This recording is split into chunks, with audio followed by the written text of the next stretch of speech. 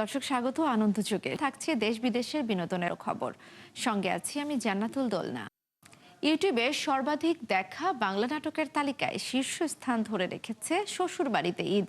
অন্যদিকে দীর্ঘদিন দর্শক সংখ্যার শীর্ষে থাকা জনপ্রিয় নাটক বড় ছেলে এক ধাপ পিছিয়ে এখন তৃতীয় অবস্থানে নেমে গেছে।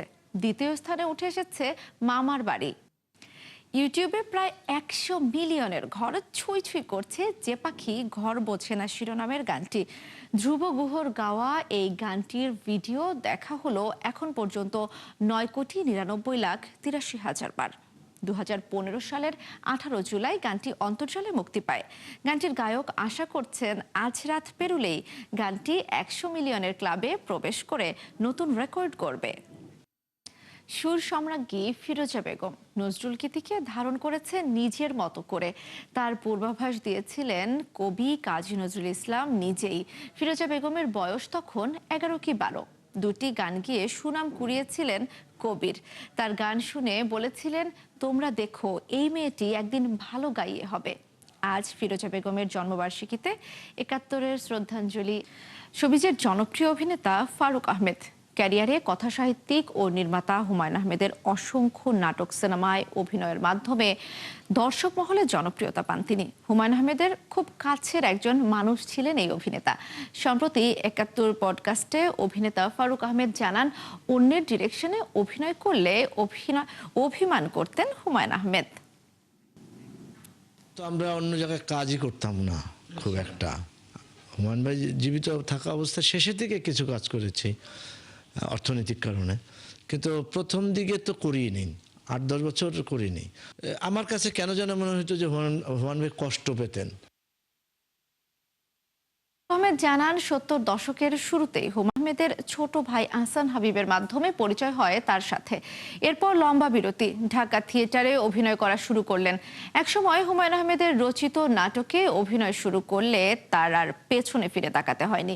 এরপর হুমায়ুন আহমেদের প্রায় সব নাটকেই তিনি ছিলেন অপরিহার্য। টানা কয়েক বছর শুধু হুমায়ুন আহমেদের নাটকেই অভিনয় করতেন ফারুক আহমেদ। ধীরে ধীরে অন্যান্য নির্মাতাদের কাজে ডাক পেলে যখন শুটিং স্পটে যেতেন, হুমায়ুন আহমেদ অভিমান করতেন বলে মনে করেন ফারুক আহমেদ। যদিও হুমায়ুন আহমেদ তাকে কখনো মুখ ফুটে বলেননি, তবে আচার আচরণে অভিনেতা বুঝতে পারতেন। বাংলাদেশ চলচ্চিত্র শিল্পী সমিতির নবনির্বাচিত প্রতিনিধিদের শুভেচ্ছা ও অভিনন্দন জানিয়েছেন প্রয়াত কিংবদন্তি অভিনেতা, বাংলাদেশ চলচ্চিত্র শিল্পী সমিতির সাবেক সভাপতি খলিল উল্লাহ খানের নামে প্রতিষ্ঠিত খলিল উল্লাহ খান ফাউন্ডেশন। চলচ্চিত্র পরিবারের মধ্যে পারস্পরিক সৌহার্দ্য, ঐক্য এবং সম্মানের বন্ধন আরও সুদৃঢ় করার প্রত্যয়ে সোমবার বিকেলে এফডিসিতে আয়োজন করা হয় এই সংবর্ধনা অনুষ্ঠান। শিল্পী সমিতির কার্যালয়ে অনুষ্ঠিত সংবর্ধনা অনুষ্ঠানে সমিতির নবনির্বাচিত প্রতিনিধি ছাড়াও উপস্থিত ছিলেন প্রয়াত কিংবদন্তি অভিনেতা ও বাংলাদেশ চলচ্চিত্র শিল্পী সমিতির সাবেক সভাপতি খলিল উল্লাহ খানের ছেলে এবং খলিল উল্লাহ খান ফাউন্ডেশনের সভাপতি মোসা মোহাম্মদ। এছাড়াও ফাউন্ডেশনের অন্যান্য প্রতিনিধিরাও অনুষ্ঠানে অংশ নেন। শুভেচ্ছা বিনিময়ের পাশাপাশি নবনির্বাচিত কমিটির সদস্যদের ফুলেল সংবর্ধনা জানানো হয়। আয়োজকরা জানান, চলচ্চিত্র শিল্পীদের মধ্যে সহযোগিতার সম্পর্ক গড়ে তুলতেই এই শুভেচ্ছা আয়োজন। অনুষ্ঠানে বক্তারা খলিল উল্লাহ খানের আদর্শ ও চলচ্চিত্র অঙ্গনে তার অবদানের কথাও স্মরণ করার পাশাপাশি নবনির্বাচিত কমিটির সফলতা কামনা করেন। আমাদের অ্যাসোসিয়েশন যাদের হাতে তৈরি, তাদের মধ্যে অন্যতম আমাদের খলিল উল্লাহ খান স্যার। তার ছেলে আসছেন, এটা সত্যিই অনেক আনন্দের। অনেক ভালোবাসা থেকে উনি এসেছেন।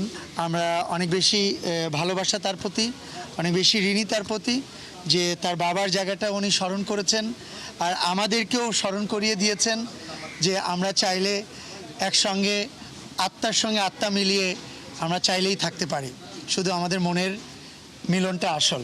আমাদের সঙ্গে অনেক কিংবদন্তি শিল্পী যারা আছেন বা অনেক গুণী শিল্পীরা পৃথিবীর মায়া ত্যাগ করে চলে গেছেন, তাদের অনেক পরিবার বিচ্ছিন্ন হয়ে আছেন।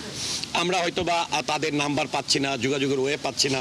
আজকে মোসা ভাইয়ের প্রতি কৃতজ্ঞতা জানাচ্ছি যে নিজের ইচ্ছাতে তিনি আমাদেরকে অনুপ্রাণিত করতে তিনি ছুটে এসেছেন। তদ্রূপ যারাই এখন আমাদের থেকে বিচ্ছিন্ন আছেন, হয়তো পরিবারের সদস্যদেরকে হারিয়ে, অভিনয় শিল্পীদেরকে হারিয়ে পরিবারের একজন।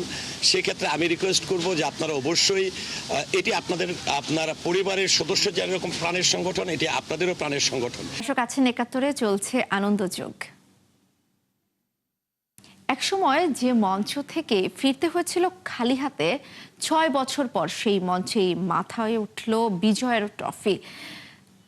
2019 সালে ইন্ডিয়ান আইডলের অডিশনে বাদ পড়া জ্যোতির্ময়ী নায়েক এবার জিতেছেন সেরার মুকুট। প্রত্যাখ্যান থেকে চ্যাম্পিয়ন হয়ে ওঠার এই গল্প এখন অনুপ্রেরণা হয়ে উঠেছে অনেকের কাছে। কর্মজীবনের অন্যতম অস্বস্তিকর ও ভীতিকর অভিজ্ঞতার কথা প্রকাশ্যে আনলেন জনপ্রিয় সঙ্গীত শিল্পী কুমার শানু।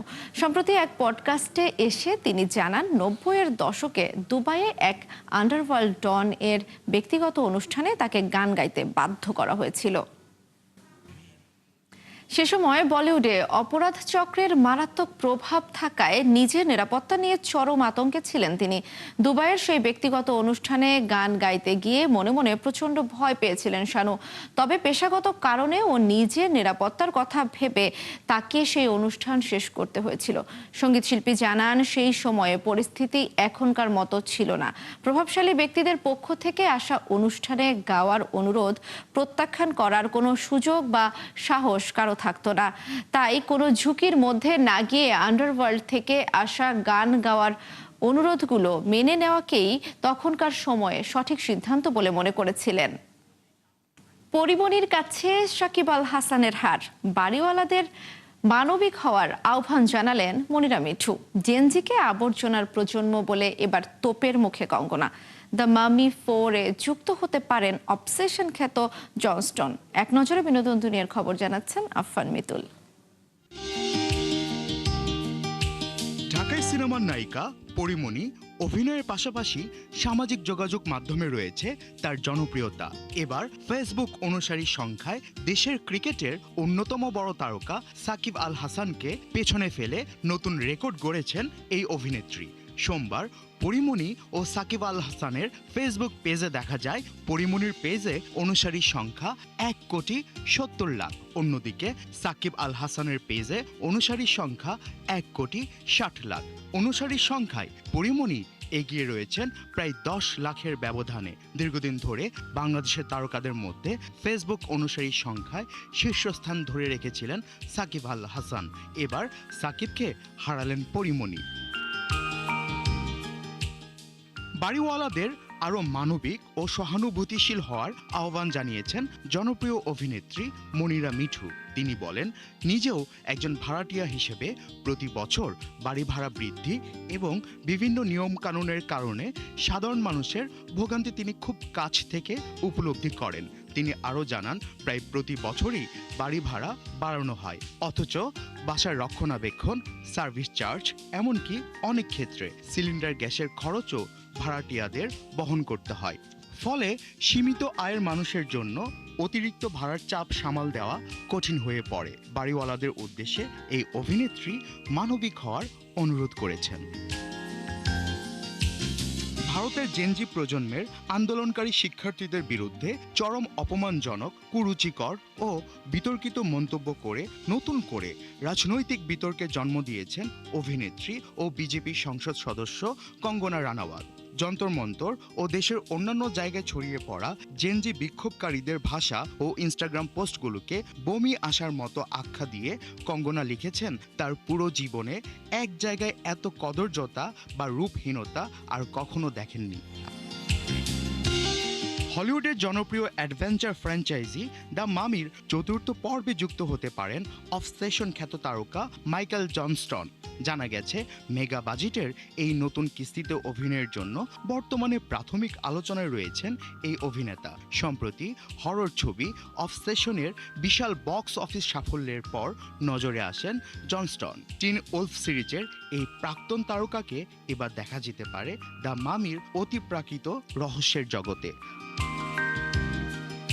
আফফান মিতুল, ৭১। মালায়ালাম সুপারস্টার মামুট্টির ছেলে, এ পরিচয় নিয়ে চলচ্চিত্রে যাত্রা শুরু করেছিলেন দুলকার সালমান। তবে এক দশকের বেশি সময়ের ক্যারিয়ারে তিনি প্রমাণ করেছেন নিজের জায়গা তৈরি করতে বংশ পরিচয় লাগে না, বরং ভিন্নধর্মী গল্প, বাস্তবধর্মী চরিত্র এবং ভাষার সীমা অতিক্রম করে অভিনয়ের মধ্য দিয়ে তিনি হয়ে উঠেছেন ভারতীয় সিনেমার অন্যতম জনপ্রিয় ও বহুমাত্রিক অভিনেতা। মালায়ালাম, তামিল, তেলেগু থেকে হিন্দি প্রতিটি ভাষার সিনেমাতেই রেখেছেন অভিনয়ের স্বাক্ষর। রোম্যান্স, থ্রিলার, জীবনী ভিত্তিক চলচ্চিত্র কিংবা গ্যাংস্টার ড্রামা প্রতিটি ঘরানায় নিজেকে নতুনভাবে তুলে ধরেছেন দুলকার সালমান। বিভিন্ন ধরনের চরিত্রে অভিনয় এবং বাছাই করে চিত্রনাট্য নির্বাচন করার জন্য পরিচিত দুলকার সালমানের আজ জন্মদিন। দুলকার সালমান অভিনয়ে আসার আগে দুবাইয়ে একজন আইটি পেশাজীবী হিসেবে কাজ করতেন। পরে সেই চাকরি ছেড়ে অভিনয়ে পা রাখেন। সময়ের সঙ্গে মালায়ালামের পাশাপাশি তামিল, তেলেগু ও হিন্দি চলচ্চিত্রে অভিনয় করে তিনি মলিউডের অন্যতম সর্বোচ্চ পারিশ্রমিক পাওয়া তারকাদের মধ্যে একজন। দর্শক দেখছিলেন আনন্দযোগ। চোখ রাখুন আনন্দযোগের ফেসবুক পেজে এবং সাবস্ক্রাইব করুন আনন্দযোগের ইউটিউব চ্যানেল। থাকুন ৭১-এর সঙ্গে।